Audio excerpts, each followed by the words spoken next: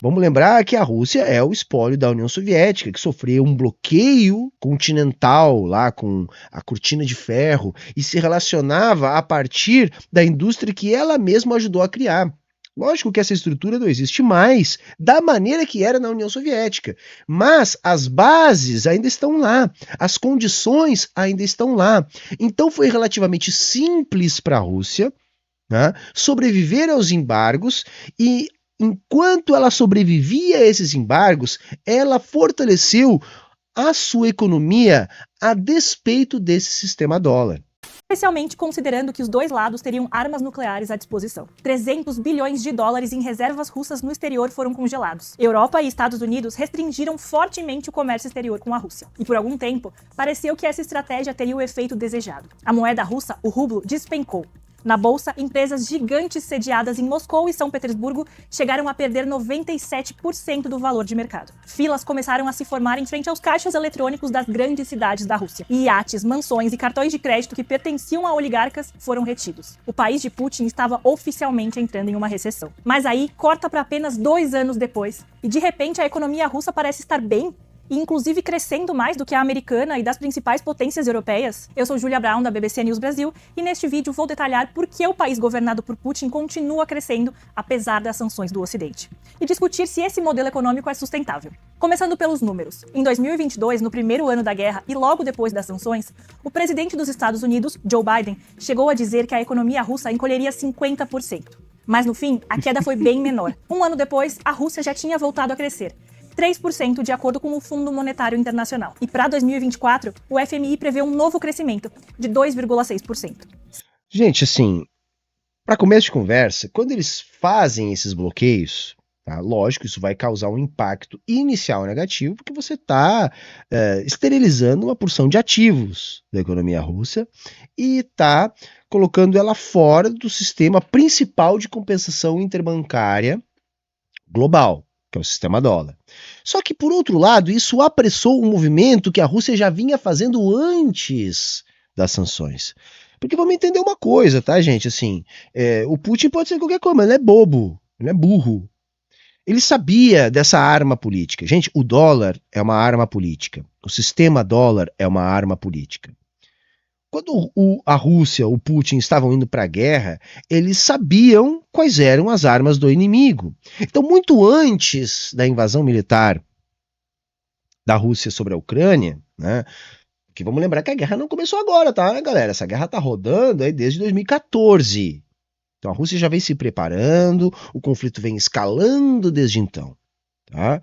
A guerra não começa com a invasão russa, né, ao território ucraniano. Começa em 2014. O que acontece? De 2014 para cá, a Rússia está se preparando. A Rússia está ampliando as suas reservas em ouro. A Rússia já vinha montando uma alternativa ao sistema SWIFT, em parceria com a China. A Rússia já vinha ampliando relações bilaterais. E outra coisa que a gente tem que lembrar é que a Rússia, ela produz seu alimento, ela produz sua energia.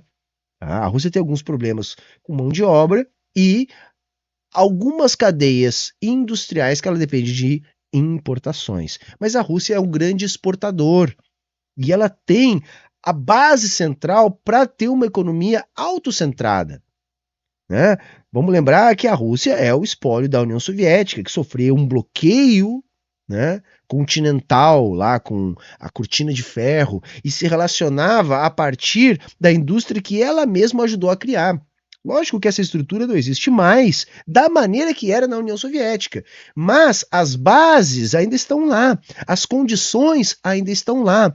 Então foi relativamente simples para a Rússia, né, sobreviver aos embargos e enquanto ela sobrevivia a esses embargos, ela fortaleceu a sua economia a despeito desse sistema dólar.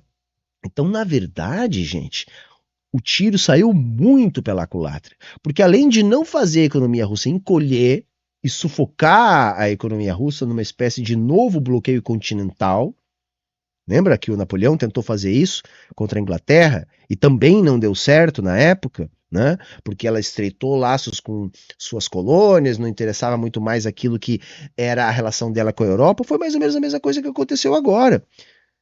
a Rússia vai estreitar seus laços, vai focar no mercado interno, nas suas potencialidades, já que ela não consegue mais fazer parte, ou não parte integralmente, tá, do sistema predominante. E vamos lembrar uma outra coisa, a Europa depende de combustível russo, tá?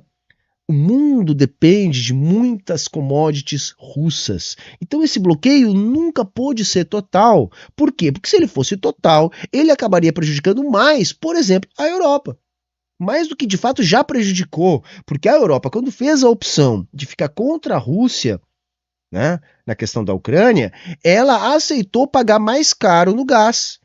Então se explodiu o Nord Stream, se reduziu o acesso europeu, alemão, ao gás russo, por exemplo, enquanto que quem passou a abastecer o mercado nessa fatia que deixou de ser russa foi o gás de xisto produzido nos Estados Unidos, levado de navio, muito mais caro para a Europa, muito mais caro para a Alemanha, principal economia da Europa. Eles já aceitaram fazer isso.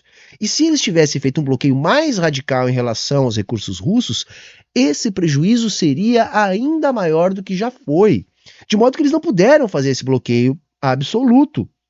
De modo que a Rússia fortaleceu uma rede alternativa a essa e, ao mesmo tempo, continuou tendo acesso, em parte, a essa mesma rede tradicional. Se isso se confirmar, a economia russa continuará crescendo mais do que as economias do G7, grupo dos países mais industrializados. E aí é lógico, né, gente? Claro que vai crescer mais que o G7. O G7 já tem mais dificuldade de crescer. Vamos entender uma coisa. País já desenvolvido tem mais dificuldade de crescer. Que país que está em fase de crescimento. A Rússia, ao fazer essa movimentação, ela abriu uma série de mercados novos, que vai estimular, inclusive, um crescimento mais acelerado. Então vejam, a exclusão do sistema SWIFT e os bloqueios contra a Rússia estimularam um crescimento mais acelerado da economia russa. Do mundo. Vladimir Putin, é claro, comemorou. Сейчас не буду говорить, как в европейских странах. Чтобы это не выглядело как зазнайство какое-то. Mas afinal, por que as sanções não funcionaram como previsto? Bom, alguns fatores precisam ser levados em consideração. O primeiro é que os russos estão conseguindo driblar algumas dessas restrições impostas pelas potências ocidentais. Então, aquilo que eu falei, eles não têm como cortar o acesso do Ocidente aos derivados de petróleo russo, né, ou melhor, a fonte de petróleo russa. Tá? A exportação de petróleo e gás, por exemplo, tradicionalmente é uma das principais fontes de dinheiro estrangeiro para a economia do país governado por Putin. E boa parte desse dinheiro, de fato, deixou de entrar nos cofres do país à medida que os Estados Unidos e países europeus estabeleceram um limite de preço abaixo da média de mercado para os barris de petróleo vendidos pelos russos e passaram a penalizar empresas de navegação que transportassem o combustível de origem russa. Só que ao longo desses 2 anos, a Rússia criou o que tem sido chamado de frota fantasma de navios, que tem levado combustível para ser vendido para países como Índia e China. Segundo uma investigação do jornal Financial Times, são mais de 100 navios petrolíferos navegando fora das normas marítimas internacionais para vender combustível fora do escopo das sanções. É uma estratégia considerada arriscada, mas que tem permitido à Rússia manter elevada a sua produção e venda de petróleo e gás. É arriscada, mas o que eles vão fazer, gente? Eles vão afundar os navios? A OTAN vai atacar um navio russo, a França vai atacar um navio russo, a Alemanha vai atacar um navio russo, os Estados Unidos vai atacar um navio russo. Vocês conseguem imaginar as consequências de um ataque dos Estados Unidos a um navio de petróleo russo? É uma declaração de guerra, né? Então isso tem que estar dentro de um contexto para acontecer. Veja o que diz o editor de economia da BBC, Faisal Islam. The Russian economy has proved to be far more resilient, despite some restrictions on export, obviously, to Western nations. The price being paid for the oil and gas that was still flowing meant that revenues were still bumper. The Kremlin and its war machine kept on being lubricated with the proceeds of these. Máquina de guerra do Kremlin, né? Será que ele se refere assim também ao Washington? A máquina de guerra de Washington. Sim, porque não tem nenhuma máquina de guerra mais máquina de guerra do que Washington, né? É um estado que existe por causa da guerra, né? Não que o Putin seja um santo, longe disso, né?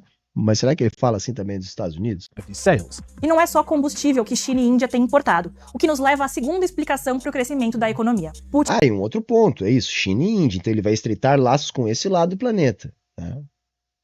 Sobretudo a China, extremamente pragmática, mas olha só o tamanho da população da Índia. Eles não vão abrir mão dessa fonte de recursos. Conseguiu substituir os velhos parceiros comerciais por outros que não apoiaram as sanções. Os chineses, especialmente, já produzem quase tudo que a Rússia precisa comprar e podem comprar a maior parte do que a Rússia tem para vender. As transações comerciais... É isso, entendeu? O que a Rússia não tem em casa, que tem basicamente o mais elementar em termos de matéria-prima, ela pode comprar da China. E a China não vai entrar nesse barco aí, inclusive já tem um sistema de compensação próprio com a Rússia. Entre os dois países, atingiram um novo pico em 2023. Tudo isso ajuda a explicar por que, pelo menos por enquanto, as sanções ocidentais não têm cumprido seu objetivo de forçar a Rússia a mudar de posição. O presidente dos Estados Unidos, Joe Biden, ainda sustenta essa estratégia e recentemente anunciou uma nova rodada de 500 sanções contra indivíduos ligados ao governo russo e contra vários setores da economia russa, como o financeiro, o industrial e o de defesa. Ao mesmo tempo, a Rússia passou a estatizar empresas estrangeiras que operavam no país. Uma cervejaria controlada por uma multinacional francesa, por exemplo, passou ao controle de uma agência ligada ao governo federal. Agora, o ponto mais importante. Só um adendo, assim, a galera, todo mundo falando, as empresas estão abandonando a Rússia. Você já viu o que aconteceu com o McDonald's lá? Eles substituíram o McDonald's do dia pra noite, gente. E isso serve pra gente entender algumas coisas que esses liberais fazem terrorismo com a gente. As empresas vão sair, gente. Boa parte dessas empresas que eventualmente possam sair são facilmente substituíveis. Vai ser o McDonald's. Qual a dificuldade de você criar uma rede de lancherias nacional? Nós não estamos falando de microprocessadores, nós não estamos falando de satélites, estamos falando da porra de uma lancheria. Saca? Aí os liberais usam esse tipo de coisa. A Coca-Cola vai ser... Foda-se, meu, foda-se. Será que é difícil fazer um refrigerante de noz de cola? Não, não é. Isso pode ser feito em qualquer fundo de quintal. Não é isso? O aparente sucesso da economia russa está ligado aos esforços de guerra. Os gastos militares e de segurança abocanham mais de 1/3 do orçamento do país, um aumento de 3 vezes em relação a 2021, o último ano completo antes da invasão. E é o nível de gastos mais alto desde o período soviético. Ou seja, o que está aquecendo a economia é a produção de armamentos, tanques, munições, mísseis... Isso também é importante, porque é uma estratégia que qualquer país capitalista usa, gente. A guerra aumenta o PIB. Né?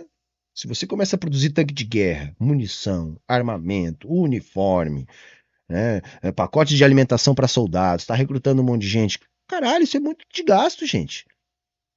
Gasto financiado por dívida pública, mas é gasto. É produto sendo produzido, é capital sendo realizado, é PIB crescendo, é isso. Né? Também tem isso. E sistemas de defesa que estão sendo usados para a guerra na Ucrânia. Has been a quite extraordinary transformation of the Russian economy into a war economy with massive defense spending, with the reorientation of its industrial... Isso gera uma cadeia positiva de crescimento na economia. Por isso que eu disse há pouco tempo. O capitalismo está em crise, vamos arrumar uma guerra para resolver. Que resolve o problema da realização. Vamos entender uma coisa, moçada. Toda crise capitalista é uma crise de realização de capital. É capital querendo se expandir e encontrando barreiras para conseguir fazer isso. Realização de capital é gente comprando e vendendo. Uma guerra resolve esse problema, galera. Porque aí vem uma coisinha chamada esforço de guerra. Os liberais suspendem os seus dogmas de austeridade fiscal, desse tipo de coisa, e injetam dinheiro para produzir arma. Porque aí vale aquilo que a gente diz que deveria valer para sempre. Que é aquela ideia, moeda não é problema, moeda é solução. O que você precisa para produzir é gente para trabalhar, energia, matéria-prima e demanda. Então, se você tem essas coisas, imprime moeda, cara, imprime e bota essa máquina a girar. Então você tem uma demanda, que é a guerra. Eles não podem perder a guerra, então tem que ter tanque de guerra, tem que ter míssil, tem que ter metralhadora, tem que ter uniforme, soldado tem que comer, não é isso? Tem que ter todas essas coisas, tem que ter investimento de tecnologia, de desenvolvimento de novas coisas. Tudo isso é capital a ser realizado. E isso não reflete só na produção de equipamentos de guerra, porque todo complexo militar é um complexo industrial militar, que desenvolve uma cadeia produtiva. Então, toda a economia do país passa a se beneficiar desse gasto extraordinário. Para um país que tem recursos naturais, consegue produzir, emite a própria moeda, tem reservas internacionais, tem acordos de comércio, consegue fazer essas coisas.